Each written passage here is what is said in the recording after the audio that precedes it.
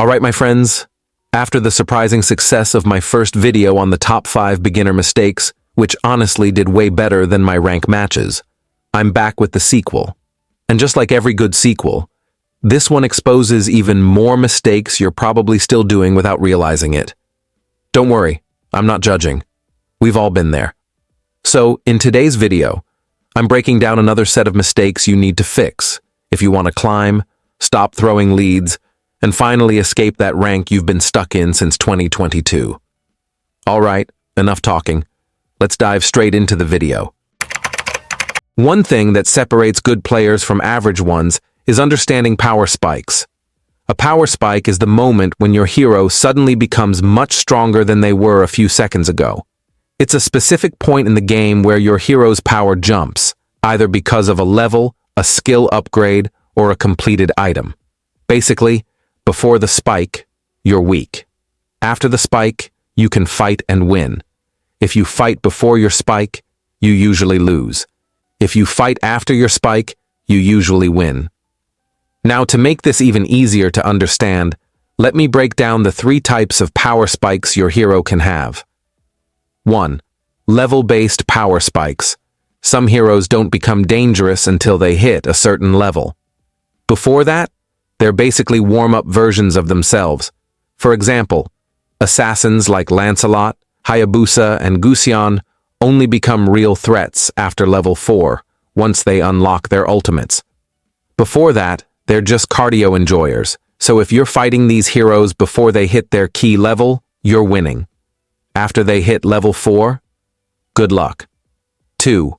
Item-based power spikes. Some heroes spike the moment they finish a specific item, that one item that turns them from meh to menace. Beatrix with Berserker's Fury becomes a walking crit machine. Harith with Calamity Reaper suddenly starts dealing damage like he's allergic to cooldowns. One completed item can flip an entire matchup instantly. 3. Buff, just condition, spikes. Some spikes come from buffs or game situations, like how red buff turns assassins like Lancelot, Fanny, and Hayabusa into actual killers instead of mobile minions. Blue buff makes mages like Eva, Xavier, and Kagura way more dangerous because they can spam skills freely. And of course, snowball spikes, when you get 2 to 3 early kills and suddenly finish items way faster than everyone else. When these conditions line up, it's basically your hero's final form moment. Next, let's talk about something that most players completely overlook: wave management. A lot of people just clear minions like they're doing chores, but controlling your minion waves is actually one of the most powerful tools in Mobile Legends. If you master wave management, you can control lanes, create opportunities for objectives, and even dictate where fights happen. Wave management basically revolves around 3 main techniques: freezing, slow pushing, and fast pushing. And knowing when to use each is key. First up is freezing. Freezing means keeping your minion wave closer to your turret. Essentially, you allow your wave and the enemy wave to meet and hold position there. It might sound complicated, but it's actually simple.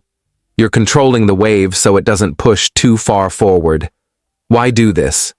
Well, if you're losing your lane, you don't want to push like a headless monkey and get ganked. Freezing keeps the lane safer and allows you to farm without constantly risking your life. Next is slow pushing. Slow pushing happens when you clear only the backline minions, leaving the front minions alive. This lets your wave gradually build up into a bigger minion stack over time. When should you use this?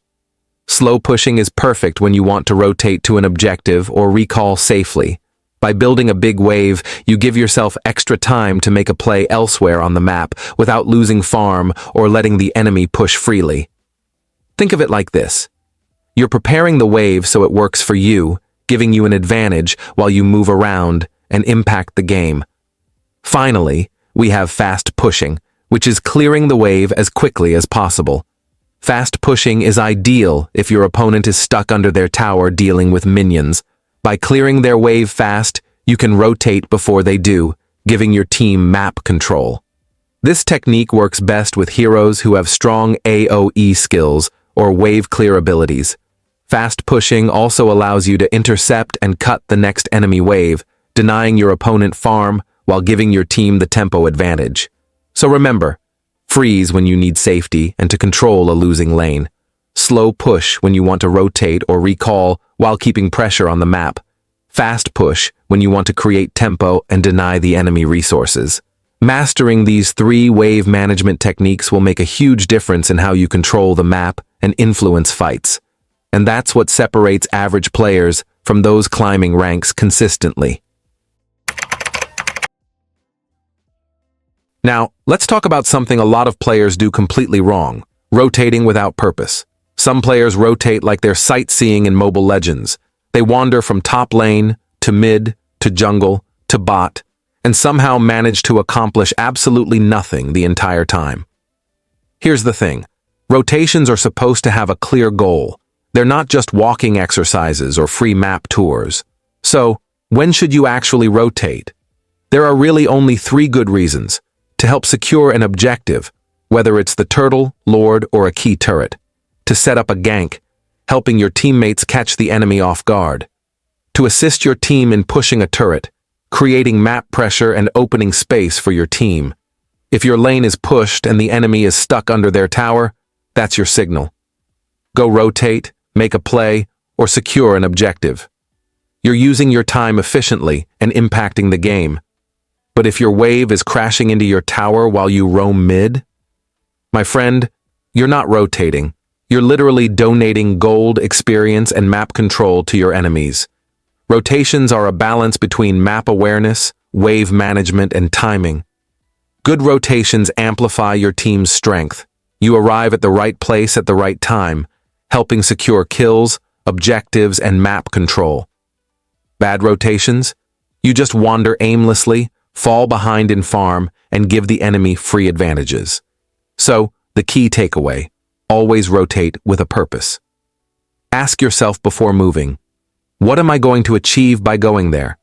If the answer is nothing, stay in your lane, push safely, and wait for the right opportunity. Mastering this small habit is what separates good players from map tourists, the ones wandering around without making a real impact. Now let's talk about something that separates average players from smart players in MLBB: enemy cooldown awareness. Most beginners focus only on their own abilities. They spam skills, dive in, and then wonder why they die instantly. The secret? Watching what the enemies are doing. Knowing when their abilities are on cooldown can completely change a fight. Think about it like this. Every time an enemy uses their ultimate, dash, or key skill, they're temporarily vulnerable. That's your window to act. Here are some practical examples. If Tigreal uses his flicker plus ultimate combo and misses, he's basically harmless for the next few seconds. Your team can safely engage while he's useless. If Wanwan just dashed or used her ultimate, she's free food for your next attack. No escape, no burst, just easy kills. If Kagura throws her umbrella and misses her combo, she can't burst or poke for several seconds. A simple rule I use every game. Whenever a major enemy skill is used, tell yourself, now we can fight. It doesn't take perfect mechanics to capitalize on this. You just need awareness and timing. Ignoring enemy cooldowns is one of the biggest mistakes I see at all ranks. Players either overestimate their enemies, fight at the wrong time, or just get greedy for kills. Start paying attention to who has skills up and who doesn't. It's like having a cheat sheet for when you can engage safely. Your fights will become cleaner, safer, and way more effective. Now let's talk about something that honestly gets overlooked way too often: bush control and vision. You can have perfect mechanics, insane reaction times, and fancy combos. But if you keep face-checking bushes like you're playing horror games alone at night, you're just feeding the enemy for free. Controlling vision is huge in MLBB, and it's one of the things that separates good players from average ones. Here's how it works. Tanks and roamers should always check bushes before fights. Holding bush control around objectives like Turtle or Lord is crucial. Use skills to scout safely whenever possible. And if you're a squishy hero, please, please don't walk into a bush alone. You're not brave, you're just respawning faster. When your team controls vision, you force enemies to play scared. Scared enemies make mistakes, overcommit, or even fight on your terms, giving your team an advantage in objectives, kills, and map control. And there you have it, the intermediate mistakes that are secretly holding you back in MLBB. If you enjoyed this video and want to level up even faster, make sure to hit that like button, subscribe, and ring the bell. Drop a comment below with the mistakes you see in your games. Let's fix them together and finally stop throwing those early leads. All right, friends, I'll see you in the next one. And remember, play smart, check your minimap, and don't be that guy feeding in the bush.